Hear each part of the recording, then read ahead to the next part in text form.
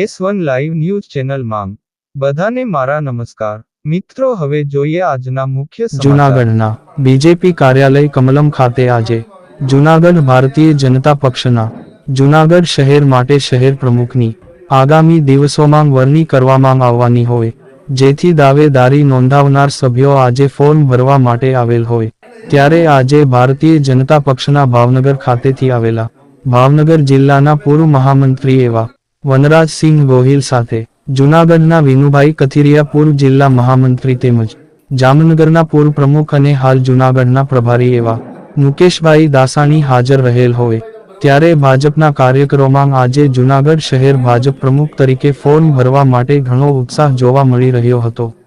આ તકે હાલના જૂનાગઢ શહેર ભાજપ પ્રમુખ એવા પુનિતભાઈ શર્માએ પણ શહેર ભાજપ પ્રમુખ તરીકે દાવેદારી નોંધાવેલ હોય સાથે માલદેવભાઈ ડોડિયા, લીલાભાઈ જે.કે. ચાવડા, નિર્ભય પુરોહિત સાથે ઘણા કાર્યકરોએ આજે ફોર્મ ભરેલ હોય।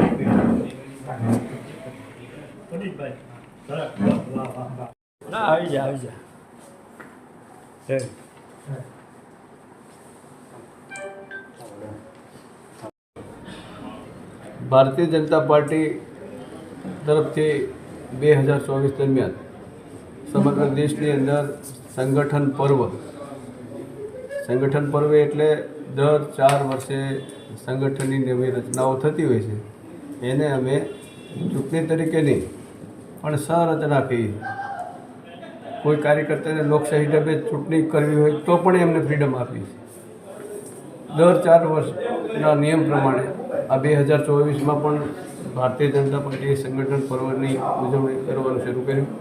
પ્રથમ તબક્કામાં પ્રાથમિક સદસ્યતા દેશભરમાં નોંધાઈ, બીજા તબક્કામાં સક્રિય સદસ્યતાની પણ નોંધણી થઈ, ત્રીજા તબક્કામાં બૂથ સમિતિઓનું ગઠન થયું, ચોથા તબક્કામાં મંડળ સમિતિઓનું ગઠન થયું અને હવે 5મા તબક્કામાં મહાનગર અને જિલ્લાના અધ્યક્ષોની નિયુક્તિ માટેની પ્રક્રિયા અત્યારે ચાલુ છે અને એના ભાગરૂપે આજે હું ચૂંટણી અધિકારી તરીકે ગુજરાત પ્રદેશના પ્રતિનિધિ તરીકે અહીંયા જૂનાગઢ મહાનગરમાં આ પ્રક્રિયા માટે આવ્યો છું।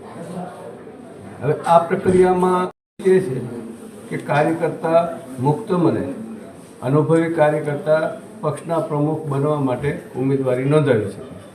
એની પ્રક્રિયા છે, અહીંયાથી પ્રદેશ તરફથી ફોર્મ આપવામાં આવે છે।